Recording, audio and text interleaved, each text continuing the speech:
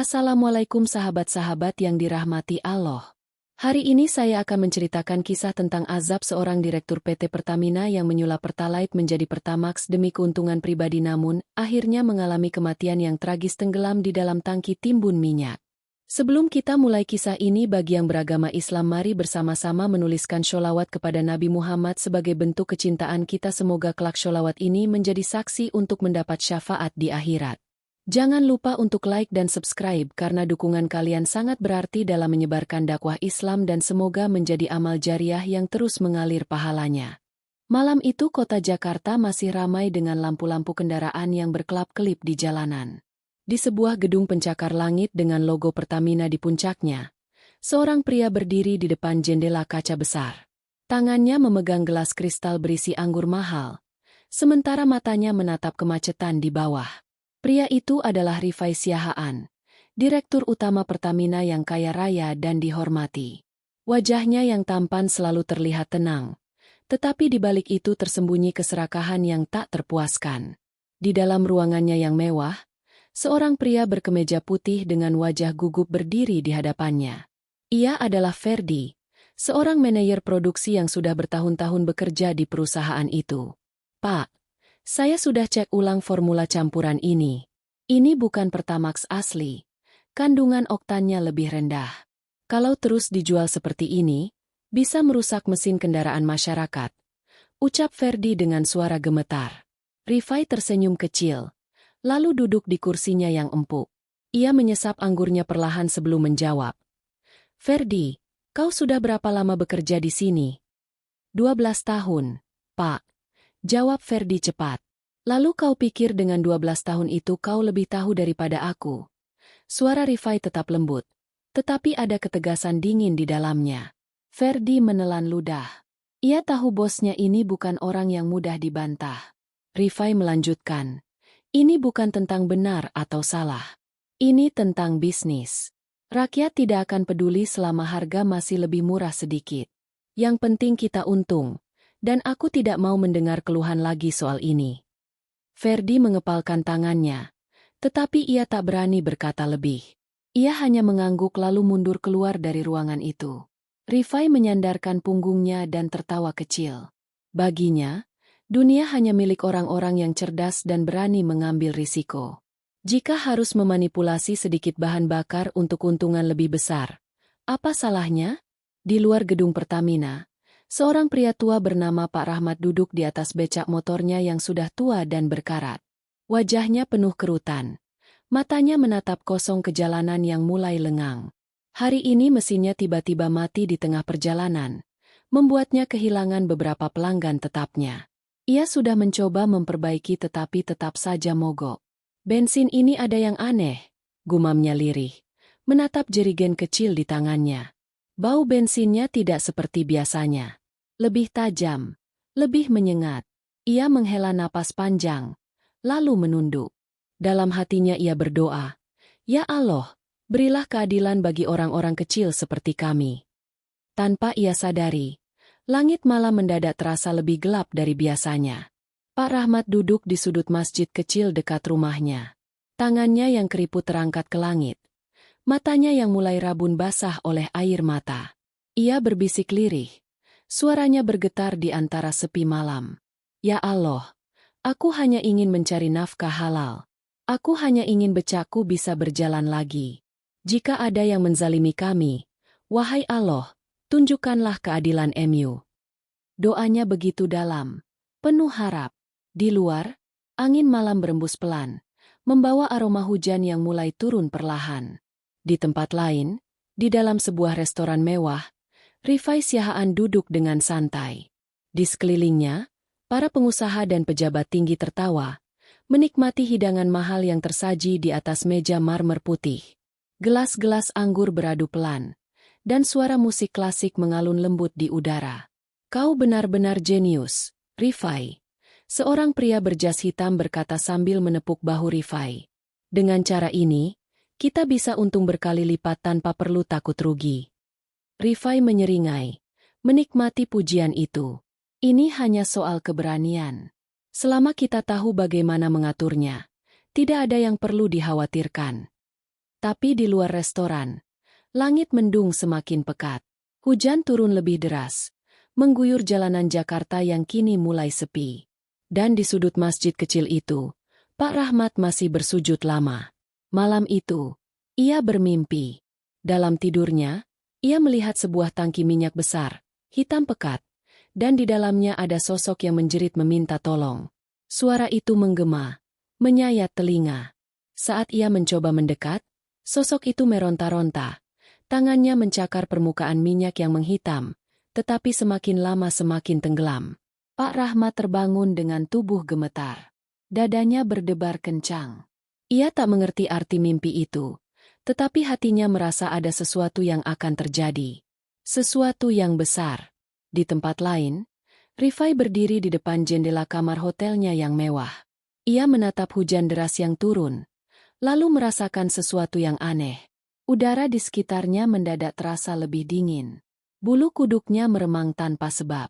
Seakan ada sesuatu yang mengawasinya dari dalam kegelapan.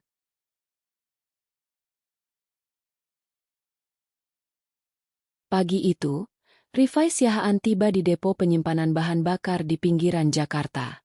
Ia datang lebih awal dari biasanya, merasa gelisah tanpa alasan sejak malam sebelumnya. Para pekerja yang melihat kedatangannya langsung berdiri tegap, menyambut dengan sopan. Namun ada sesuatu yang janggal pagi itu. Bau minyak yang biasanya menyengat terasa lebih tajam, lebih menusuk.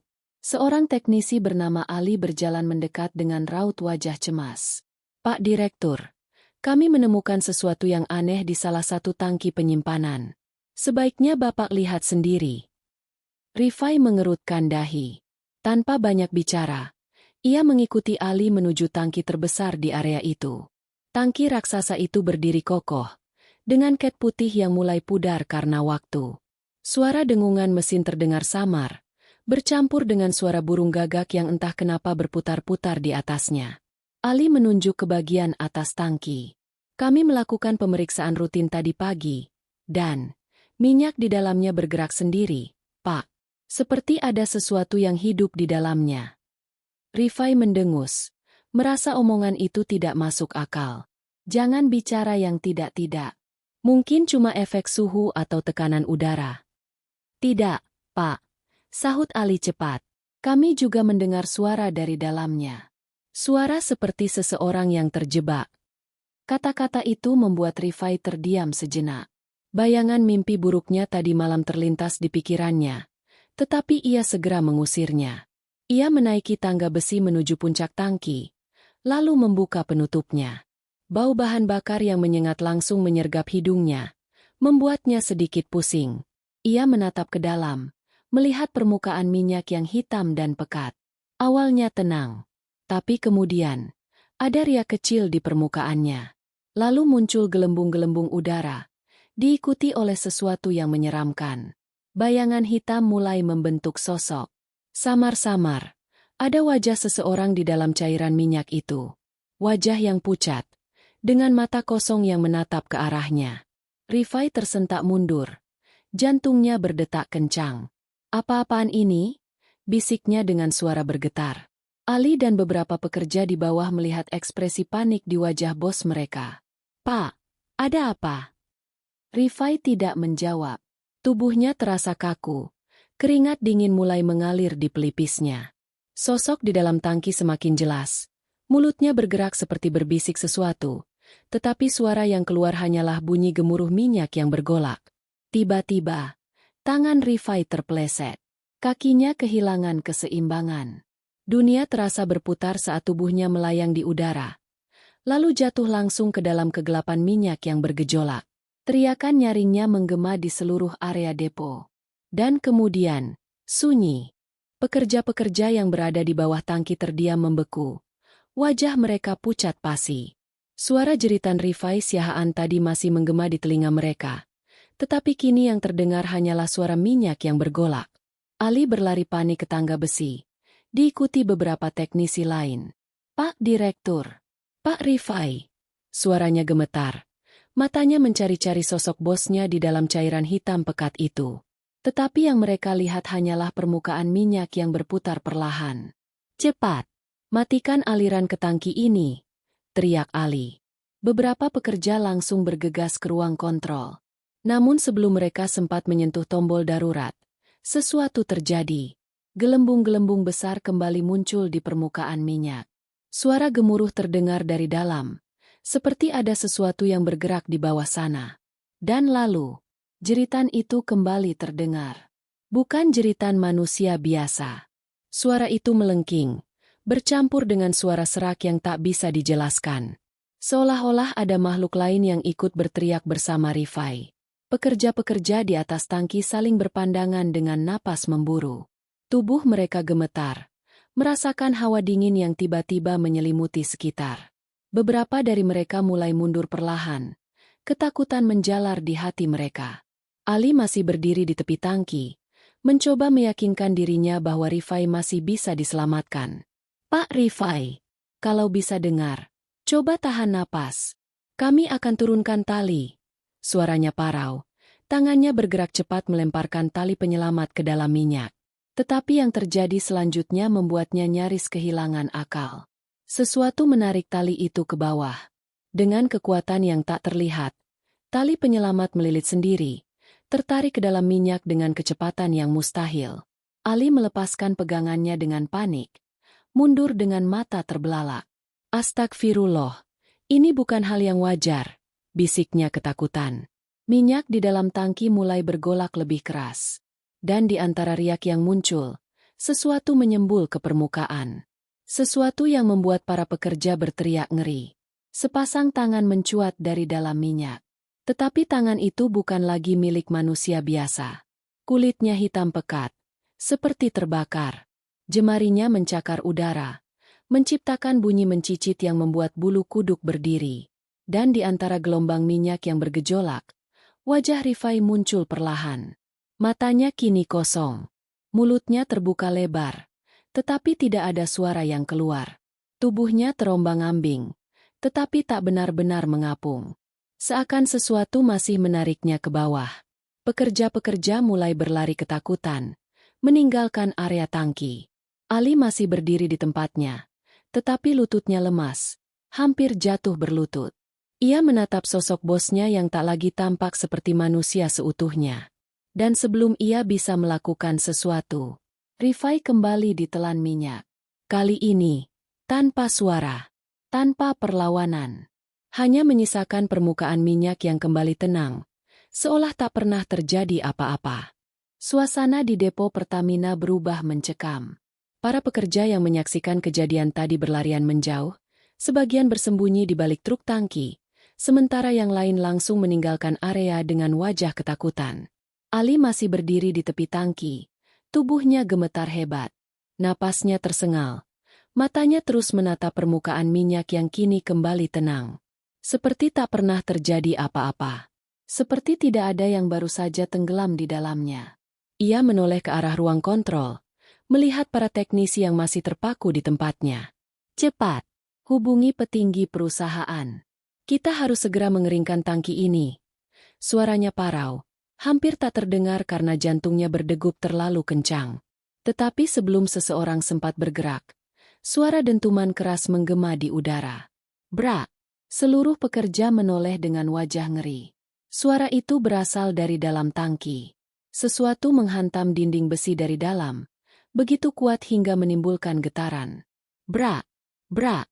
Suara itu terdengar lagi, lebih keras dari sebelumnya. Tangki yang kokoh itu bergetar. Seakan ada sesuatu yang berusaha keluar dari dalamnya. Ali mundur dengan langkah tergesa. Keringat membanjiri pelipisnya. Astagfirullah. Ini bukan kejadian biasa, bisiknya. Lalu tiba-tiba, suara tawa terdengar. Bukan tawa biasa. Suara itu dalam, serak, dan menggema di seluruh depo. Seperti berasal dari dalam minyak itu sendiri. Seperti bukan milik manusia. Hahaha, hahaha. Ali menahan napas. Suara itu semakin jelas. Dan perlahan, sesuatu mulai muncul dari dalam minyak. Kepala Rifai Siahaan kembali menyembul dari permukaan minyak hitam pekat. Tetapi kali ini, ia tersenyum. Senyum yang mengerikan. Senyum yang tidak seharusnya ada di wajah seseorang yang baru saja tenggelam di dalam cairan beracun. Matanya yang kosong kini dipenuhi kilatan aneh. Kulitnya yang sebelumnya terbakar oleh minyak kini tampak lebih hitam, seperti arang. Tubuhnya perlahan-lahan terangkat ke atas, tanpa bantuan siapapun. Para pekerja menjerit ketakutan dan berlari menjauh. Ali masih berdiri di tempatnya. Matanya membelalak tak percaya. Ini bukan Pak Rifai lagi. Rifai yang kini berdiri di atas minyak hitam itu menatap Ali, lalu tertawa kecil. Kau tahu, Ali, selama ini aku selalu berpikir bahwa aku adalah orang paling cerdas. Bahwa aku bisa mengendalikan semuanya. Tapi ternyata, ia berhenti sejenak, lalu menatap tangannya sendiri. Kulitnya menghitam, retak seperti batu bara yang hampir menjadi debu. Ada sesuatu yang lebih besar dari kita. Sebelum Ali sempat merespons, tubuh Rifai tiba-tiba bergetar hebat. Senyumnya perlahan menghilang. Matanya melebar seakan menyadari sesuatu. Dan kemudian, blam, tubuhnya meledak menjadi abu hitam yang berhamburan ke udara. Sisa-sisa tubuhnya melayang seperti debu, terbawa angin, hilang tanpa jejak. Suasana hening. Hanya suara mesin-mesin depo yang masih berdengung, seakan tidak peduli dengan kejadian mengerikan yang baru saja terjadi. Ali jatuh terduduk. Dadanya naik turun dengan cepat. Pikirannya kacau. Tidak ada yang tersisa dari Rifai Siahaan. Tidak ada tubuh yang bisa ditemukan. Hanya udara yang tiba-tiba terasa lebih dingin. Dan bau minyak yang kini bercampur dengan sesuatu yang lain. Sesuatu yang menyerupai bau daging yang terbakar. Ali masih terduduk di lantai besi tangki. Napasnya tersengal. Tubuhnya gemetar. Matanya menatap kosong ke arah bekas tempat Rifai Siahaan menghilang. Udara di sekitarnya terasa berat. Seperti ada sesuatu yang tidak kasat mata sedang mengawasinya. Pekerja-pekerja yang lain tidak berani mendekat. Sebagian besar telah melarikan diri dari depo, menyisakan beberapa orang yang masih berdiri terpaku dengan wajah pucat. Pak, apa yang sebenarnya terjadi? Suara seorang pekerja bergetar, hampir tak terdengar. Ali tak menjawab. Otaknya masih berusaha memahami apa yang baru saja ia saksikan. Rifai Siahaan, bos mereka, sang direktur Pertamina, menghilang begitu saja. Tubuhnya meledak menjadi abu, seakan Allah langsung mencabutnya dari dunia. Dan yang paling membuat Ali ketakutan bukanlah bagaimana Rifai mati. Tapi senyuman yang terakhir kali muncul di wajahnya. Perlahan, Ali berdiri dengan langkah gontai. Ia menatap para pekerja yang tersisa, lalu berkata dengan suara serak, "Kita harus pergi dari sini. Sekarang juga." Tetapi sebelum mereka sempat melangkah, Ali. Suara itu muncul dari udara. Terdengar samar, seperti angin berbisik. Tetapi Ali mengenali suara itu. Suara Rifai. Ali menelan ludah, perlahan menoleh ke arah tangki. Minyak di dalamnya kembali beriak, meski tidak ada yang menyentuhnya. Permukaannya bergelombang, seakan sesuatu masih bergerak di dalamnya. Dan kemudian, tangan hitam itu muncul lagi. Para pekerja menjerit. Sebagian langsung berlari meninggalkan lokasi. Ali hanya bisa membeku di tempatnya. Matanya membelalak saat melihat sesuatu merangkak keluar dari dalam minyak. Bukan Rifai, tetapi sesuatu yang menggunakan tubuh Rifai. Kulitnya hitam pekat seperti arang yang hampir rapuh. Matanya kosong, tetapi ada sinar merah samar di dalamnya. Ia bergerak perlahan. Tubuhnya sedikit gemetar seolah belum terbiasa dengan bentuk barunya. Ali, kau tidak ingin tahu rahasia yang sesungguhnya? Suara itu masih suara Rifai. Tetapi lebih dalam, lebih bergema. Seperti ada dua suara yang berbicara bersamaan. Ali berusaha mundur, tetapi kakinya terasa lemas. Astagfirullah, kau bukan lagi manusia. Sosok itu tersenyum, senyum yang sama seperti sebelumnya. Aku memang bukan manusia lagi. Ia melangkah maju, dan setiap langkahnya meninggalkan jejak minyak yang perlahan berubah menjadi abu. Tubuhnya semakin bergetar, seakan tidak stabil. Ali tahu ia harus pergi. Ia tahu ia tak boleh berlama-lama di sini. Tetapi sebelum ia bisa bergerak, Sosok itu berbicara lagi. Aku hanya ingin kau tahu, tidak ada yang bisa menipu dunia tanpa balasan. Dan dengan kalimat itu, tubuhnya mulai hancur. Perlahan-lahan, seperti pasir yang tertiup angin. Mulai dari ujung jari, lalu menjalar ke seluruh tubuhnya. Minyak yang melapisi kulitnya mengering, berubah menjadi debu yang berterbangan di udara. Hingga akhirnya, ia menghilang sepenuhnya. Tidak ada yang tersisa. Hanya angin malam yang bertiup pelan, membawa abu hitam itu ke dalam kegelapan. Ali menutup matanya. Tubuhnya masih gemetar. Ia tahu, ini bukan sekadar kecelakaan. Ini bukan kejadian biasa. Ini adalah balasan dari Allah atas perbuatan yang terlalu lama dibiarkan. Dan sekarang, depo itu telah menjadi tempat yang tidak akan pernah sama lagi. Ali melangkah keluar dari area tangki dengan tubuh lemas. Bau minyak masih menyengat di udara, bercampur dengan sesuatu yang lebih aneh, aroma gosong yang membuat perutnya mual. Para pekerja yang masih tersisa hanya bisa menatapnya dengan wajah ketakutan, berharap ada penjelasan yang masuk akal. Tetapi Ali tidak memiliki jawaban. Ia hanya tahu satu hal, depo ini telah dikutuk. Tanpa banyak bicara, ia merogoh ponselnya, tangannya masih gemetar. Ia harus melaporkan ini kepada siapapun yang bisa mengurus kejadian ini, kepada atasan, kepada kepolisian, atau mungkin kepada seseorang yang lebih memahami hal-hal gaib. Namun saat ia melihat layar ponselnya, jantungnya nyaris berhenti.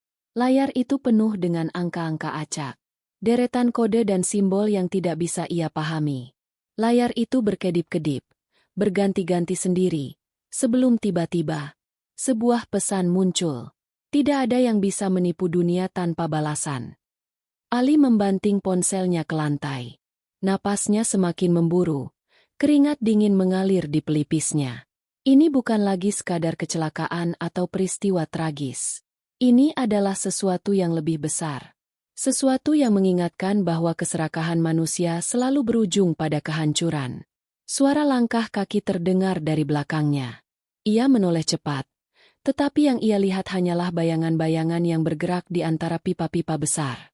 Ia tak bisa memastikan apakah itu manusia atau sesuatu yang lain. Angin malam berhembus kencang. Para pekerja yang masih ada di tempat itu akhirnya memutuskan untuk pergi satu persatu. Mereka tidak mengatakan sepatah kata pun. Tak ada yang berani menanyakan apa yang sebenarnya terjadi.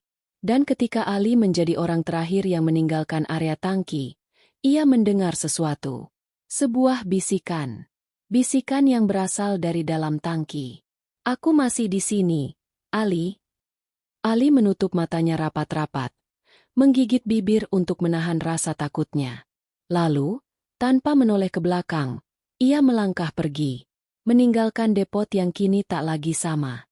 Meninggalkan tempat yang akan selalu menyimpan rahasia kelam tentang Rifai Siahaan dan balasan atas keserakahannya. Kisah ini mengingatkan kita bahwa keserakahan, ketidakjujuran, dan penyalahgunaan amanah tidak akan pernah membawa kebahagiaan. Segala bentuk kecurangan, sekecil apapun, pasti akan mendapatkan balasan, baik di dunia maupun di akhirat. Sebagaimana firman Allah dalam Quran Surat Al-Mutaffifin ayat 1-3. Celakalah bagi orang-orang yang curang, yaitu orang-orang yang apabila menerima takaran dari orang lain, mereka minta dipenuhi, dan apabila mereka menakar atau menimbang untuk orang lain, mereka mengurangi. Quran Surat Al-Mutaffifin 1-3. Dari ayat ini, kita diajarkan untuk selalu berlaku jujur dan adil dalam setiap urusan. Jangan pernah berpikir bahwa kecurangan kecil tidak akan berdampak besar, karena Allah Maha melihat dan Maha adil dalam membalas setiap perbuatan manusia. Pernyataan. Kisah ini adalah fiktif yang dibuat seolah nyata agar bisa diambil hikmahnya. Tidak ada maksud untuk menyinggung pihak manapun. Semoga kita semua bisa mengambil pelajaran dan menjadi pribadi yang lebih baik. Terima kasih sudah menonton dan mendengarkan kisah ini. Jika kalian menyukai cerita ini, jangan lupa like, komentar, dan subscribe agar kisah-kisah penuh hikmah lainnya bisa terus hadir untuk kalian. Bagikan juga kepada teman-teman agar semakin banyak yang mendapat manfaat. Sampai jumpa di cerita berikutnya.